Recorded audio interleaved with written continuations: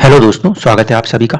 पिछले वीडियो में भी हमने चर्चा करी थी कि किस तरह से आपका जो चंद्र कुंडली है उसका गोचर काम करता है।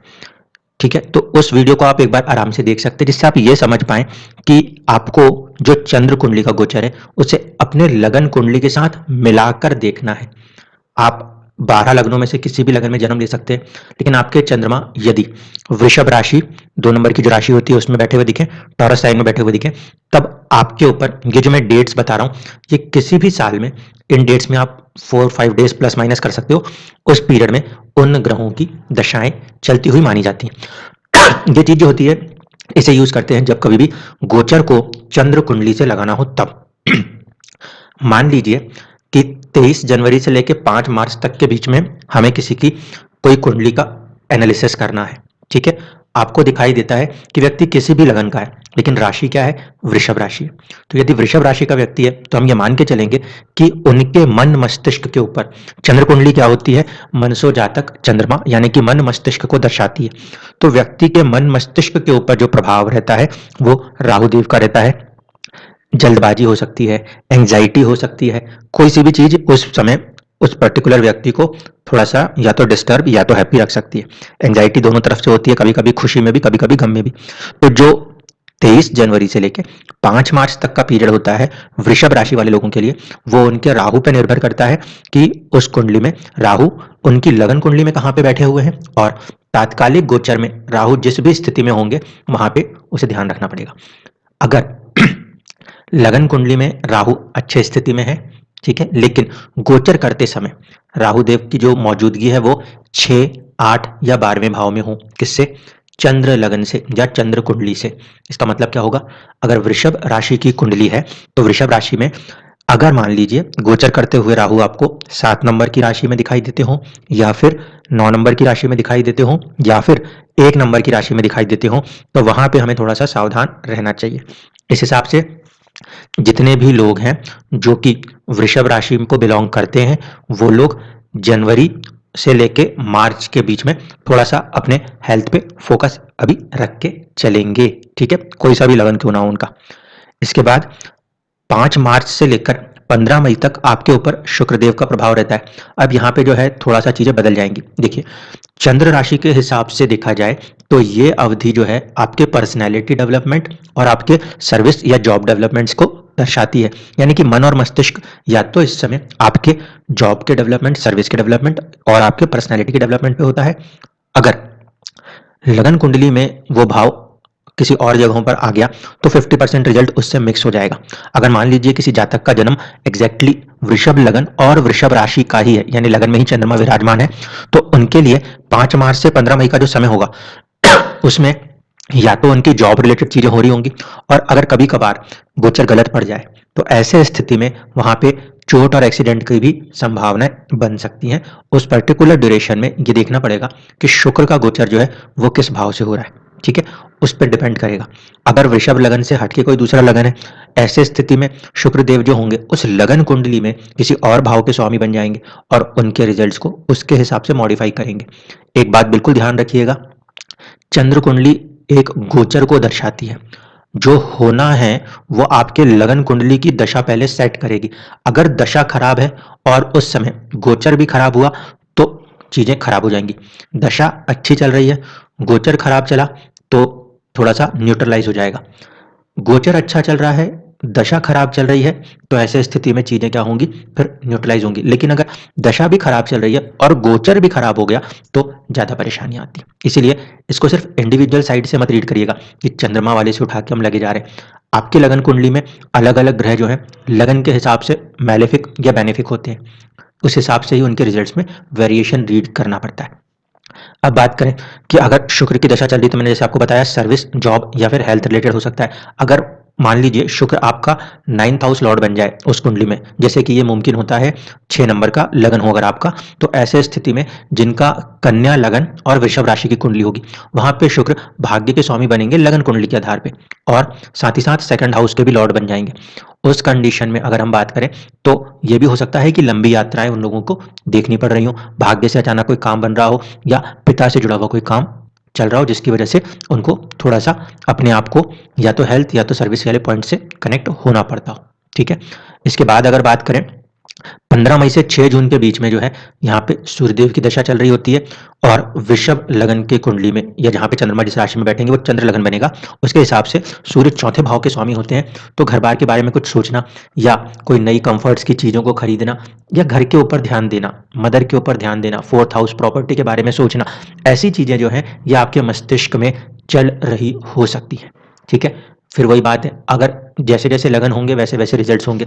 कन्या लगन का केस अगर है मान लीजिए, तो सूर्य देव जो हैं वो 12वें घर के स्वामी हो जाएंगे। तो 12वें घर को भी यानी कि खर्चे को भी हम यहाँ पे फोर्थ हाउस के साथ इंक्लूड करके देखेंगे। खर्चे हो रहे हैं कंफर्ट्स के ऊपर, खर्चे हो रहे हैं मदर के ऊपर या हॉस्पिटल के कुछ खर्चे हो रहे हैं, ये लगन से वेरिएशन देखा जाएगा और दशा भी इसमें एक इंपॉर्टेंट रोल प्ले करने वाली होगी। इसके बाद अगर हम देखें 6 जून से लेके 28 जुलाई, तो 6 जून से 28 जुलाई का जो समय है वो चंद्रमा का खुद का प्रभाव रहता है। अब वहाँ पे चंद्रमा उच्च राशिस्थ होने के कारण आप यहाँ पे थोड़ा सा ज़्यादा एंजॉयमेंट, साहस, पराक्रम, घूमना फिरना ऐसी चीज़ों को महसूस कर सकते हैं। ये भी लगन टू लगन डिपेंड करेगा। अगर चंद्रमा गलती से अष्टम का स्वामी बन जाए, जैसे कि आपका मान लीजिए 9 नंबर का धनु लगन की कुंडली है और आपकी राशि जो है चंद्रमा 2 नंबर की राशि वृषभ राशि में बैठे, ऐसे स्थिति में वो जो पीरियड चलता है तो वो काफ़ी इमोशनल अप डाउन करने की संभावना रखता है, अनसर्टेनिटी की संभावना मिक्स करके चल रहा होता है। खुश भी हैं, कभी कभी इमोशनली डिस्टर्ब भी हैं, दोनों चीज़ें होने लगती हैं। इसी तरीके से अगर बात की जाए तो 28 जुलाई से लेकर 26 अगस्त के बीच पे मंगल देव का प्रभाव रहता है। अगर हम बात करें वृषभ राशि की, तो वृषभ राशि में मंगल देव जो होते हैं वो 7वें घर जो कि साझेदारी विवाह को दर्शाते हैं और 12वें घर के भी स्वामी होते हैं। इसलिए कहीं ना कहीं लंबी यात्राएं भी होने की संभावना बनी रहती है, पार्टनरशिप्स होने की भी संभावना बनी रहती है, साझेदारियों की भी चीज़ें बनी रहती हैं। अच्छा या बुरा दोनों चीज़ें हो सकती हैं। क्यों? क्योंकि उसको लेकर व्यक्ति थोड़ा सा मेंटल स्ट्रेस 12th हाउस मूल त्रिकोण राशि मंगल की मेंटेन करके चल रहे होते हैं। इसलिए कभी कभी हम ऐसा देख सकते हैं कि यदि आपकी चंद्र राशि वृषभ है तो आपके मैरिज लाइफ के अंदर थोड़ा सा डिस्टर्बेंसेस आने की संभावना बनी रहती है 28 जुलाई से लेके 26 अगस्त के बीच में, या फिर जहां पे आप काम कर रहे हैं वहां पे लोगों के साथ आपकी साझेदारियों में भी कभी कभी आपको थोड़ी सी परेशानियां महसूस हो सकती हैं। अगेन वही बात है, अगर लगन कुंडली में मंगल अच्छे भाव के स्वामी हुए तो ये जो प्रभाव है इनको काफी हद तक कंट्रोल कर लेते हैं, कम कर लेते हैं, और दशा भी अगर अच्छी चली तो बिल्कुल महसूस भी नहीं होगा कि ऐसा कुछ हो रहा है। इसके बाद अगर बात करें तो आपके 26 अगस्त से लेकर 23 अक्टूबर के बीच में बुध देव की दशा रहती है, जो कि वृषभ लगन या वृषभ राशि के हिसाब से देखा जाए तो सेकंड हाउस और फिफ्थ हाउस के लॉर्ड है। इसीलिए यहाँ पे आपको अचानक से होने वाले लाभ, स्पेकुलेटिव गेन्स जिसे कहते हैं, उनकी भी संभावना काफ़ी ज़्यादा अच्छी बनी रहती है। लव, रोमांस, चाइल्ड बर्थ ऐसी वाली सिचुएशन अगर देखनी है और वृषभ राशि का कोई जातक या जातिका है तो कहा जा सकता है कि 26 अगस्त से लेकर 23 अक्टूबर के बीच में विद्या, एजुकेशन, ठीक है, प्रेम, चाइल्ड, सेकंड हाउस होता है आपका खाने पीने का, आपका बोलने का, आपका वेल्थ का, अर्निंग्स को बढ़ने का, यानी कि जिससे कि आप सेविंग्स कर सको, तो उन चीज़ों में बढ़त होने की संभावनाएं ज़्यादा रहती हैं 26 अगस्त से लेकर 23 अक्टूबर के बीच में। राशि के हिसाब से ये बात कह रहे हैं, अगर आपके लगन कुंडली में जो बुध हैं वो एग्जैक्टली उन्हीं राशियों की यानी कि वृषभ राशि वृषभ लगन है, तब तो यह 100% हो जाएगा। लेकिन अगर आपका लगन चेंज हुआ तो फिर ये देखिएगा आपके लगन कुंडली में जो बुध देव है वो फंक्शनल बेनिफिक होने चाहिए, मैलेफिक ना होते हों। ठीक है, इसके बाद अगर हम बात करें 23 अक्टूबर से लेकर 27 नवंबर तक, तो यहाँ पे शनिदेव का प्रभाव रहता है। वृषभ राशि के लिए ये एक बहुत अच्छा समय कहा जा सकता है राशि के पॉइंट ऑफ व्यू से। अगर लगन ने सपोर्ट किया तो ठीक, अगर मान लीजिए आप कर्क लगन या सिंह लगन के जातक जातिकाएं हैं लेकिन राशि आपकी वृषभ है, ऐसे स्थिति में ये 50% तक कंट्रोल हो जाएगा, काबू में आ जाएगा, चीजें रुक सी जाएंगी। क्यों? क्योंकि चंद्र राशि जो है वो स्थिति के हिसाब से शनिदेव 9th और 10th हाउस के लॉर्ड होते हैं। 9th हाउस के लॉर्ड होने के कारण लंबी यात्राएं मुमकिन होती हैं। 10वें का स्वामी होने के कारण स्टेटस और प्रोफेशन से जुड़ी हुई चीजें होने की संभावना बनी रहती है। चंद्र कुंडली के हिसाब से अगर आपके लगन कुंडली में शनिदेव पॉजिटिव हुए यानी कि फंक्शनल बेनिफिक हो गए तो ऐसे स्थिति में ये जो अवधि रहेगी ये आपको बहुत ज़्यादा लाभ देने की होगी। लेकिन यदि आपकी लगन कुंडली में शनिदेव की स्थिति या शनिदेव का जो एक भाव स्वामित्व है वो गड़बड़ा गया तो वहाँ पे आपको चुनौतियाँ देखने को मिल सकती हैं। इस बात को ध्यान रखिएगा। इसीलिए मैंने स्पेसिफिक 2 लगनों की बात करी है, सिंह लगन और कर्क लगन। यहाँ पे क्योंकि शनिदेव का जो असर है वो 6, 7 और 7, 8 का रहता है, इसलिए यहाँ पे अगर ये रिजल्ट दिखेंगे तो 50% तक न्यूट्रलाइज होने की संभावना है। प्लस आपको उस समय की दशा देखना जरूरी होगा। इसके बाद अगर बात करें 27 नवंबर से लेकर 23 जनवरी तक आपके ऊपर गुरुदेव का प्रभाव रहता है। अब वृषभ राशि में अगर चंद्रमा बैठे हैं तो वहां पे गुरुदेव जो है वो अष्टम और लाभ भाव के स्वामी होते हैं। इसका मतलब है इस समय ज्यादातर लोग या तो आध्यात्मिक मार्ग की तरफ जा रहे होते हैं या किसी भी तरीके की कोई अनसर्टेनिटी बनी रहती है, क्या होगा कैसे होगा वाली कोई चीज बनी रहती है, और उसके बावजूद भी उस अनसर्टेनिटी में लाभ के बनने की संभावना बहुत ज्यादा बढ़ जाती है। लाभ के बनने की संभावना बहुत ज्यादा बढ़ जाती है। यहाँ पे आप इस बात को नोट कर सकते हो, अगर आपकी कुंडली में गुरुदेव का मूवमेंट हो रहा हो किन राशियों में, या तो 9 नंबर की राशि या फिर 12 नंबर की राशि, ध्यान से समझिएगा। अगर आपकी चंद्रमा की पोजीशन वृषभ राशि यानी कि 2 नंबर की राशि में बैठी हुई है और गुरुदेव का जो गोचर हो रहा है वो मान लीजिए 9 नंबर की राशि में हो रहा है, तो वहां पे व्यक्ति आध्यात्मिक थोड़ा सा बनता हुआ चला जाएगा। लेकिन यदि वही गुरुदेव का गोचर चंद्र कुंडली के हिसाब से भी देखेंगे तो वो कहाँ जाए, 11वें घर में चला जाए, मीन राशि में चला जाए, तो उस समय चंद्रमा के प्रभाव के कारण आपको अचानक से किसी लाभ होने की संभावना बनेगी। इस तरीके से आप चंद्र कुंडली के जो गोचर प्रभाव है उसको इंक्लूड करेंगे। लेकिन इस बात को नहीं भूला जाता कभी भी कि मीन राशि में जब भी गुरुदेव का गोचर होता है तो वहां पे थोड़ा सा कष्ट, थोड़ी सी हानि मिक्स होती है। इसलिए जब ओवरऑल प्रिडिक्शंस में चीजों को लेंगे तो चंद्र कुंडली के आधार पर कई बार आप ऐसा नहीं सोच लेना है कि ये ग्रह अपने घर का बैठा है तो उसका अच्छा रिजल्ट होता है। कुछ पर्टिकुलर हाउसेस में प्लैनेट्स के जो रिजल्ट्स बताए गए हैं उसको इंक्लूड करते हुए चलना होता है।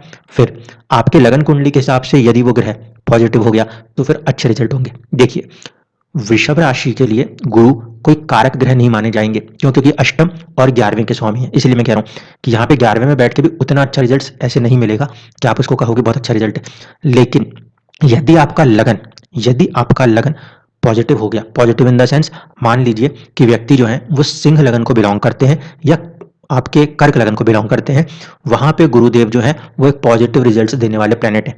ऐसे स्थिति में जिन लोगों का सिंह लगन या कर्क लगन होगा और राशि होगी वृषभ, उन लोगों को जो गुरुदेव की दशा है वो ज्यादा फायदा देते हुए नजर आएगी। जैसे अभी मैंने कहा था कि कर्क और सिंह में शनिदेव का रिजल्ट जो है वो थोड़ा सा कमजोर होगा अगर चंद्रमा 2 नंबर की राशि में बैठे हो। लेकिन यही चीज गुरु के साथ अगर देखेंगे तो बदल जाएगी। क्यों? क्योंकि उन लग्नों में शनिदेव जो है वो उतने पॉजिटिव नहीं है जितने की गुरुदेव होते हैं। इसीलिए आपका जो लगन है वो प्लेनेट का एक फंक्शनल नेचर बताएगा। उस फंक्शनल नेचर को आपकी चंद्र कुंडली के फंक्शनल नेचर के साथ भी मैच करके ही आप एक प्रेडिक्शन पे पहुंचेंगे। इवेंट के होने का जो ड्यूरेशन होगा वो यही होता है कि जो ये ग्रहों की दशाएं चल रही हैं, ये ग्रह उस समय पर आपकी कुंडली में कभी भी 6, 8, 12 में ना बैठे हों। जैसे मैंने आपसे कहा कि राहु जो है, राहु इस समय वृषभ राशि के हिसाब से या वृषभ लगन के हिसाब से 12वें घर में गोचर कर रहे हैं। इसीलिए जिन भी लोगों की वृषभ राशि बनती है उन्हें 23 जनवरी से लेकर 5 मार्च के बीच में थोड़ा सा अपने हेल्थ पर इस समय ध्यान देने की जरूरत है। आगे जब ये गोचर बढ़ जाएगा तो वह लाभ की तरफ इसी पीरियड में चला जाएगा। इस तरीके से आप अपने चंद्र कुंडली को प्लस अपने लगन कुंडली को और इन दोनों के साथ साथ अपनी दशाओं को, इन तीनों को मिलाएंगे, सिंक्रोनाइज करेंगे, तो आपको अपनी जिंदगी में जो कुछ भी घटित हो रहा है वो रिजल्ट्स आंखों के सामने देखने को मिल जाएंगे। धन्यवाद।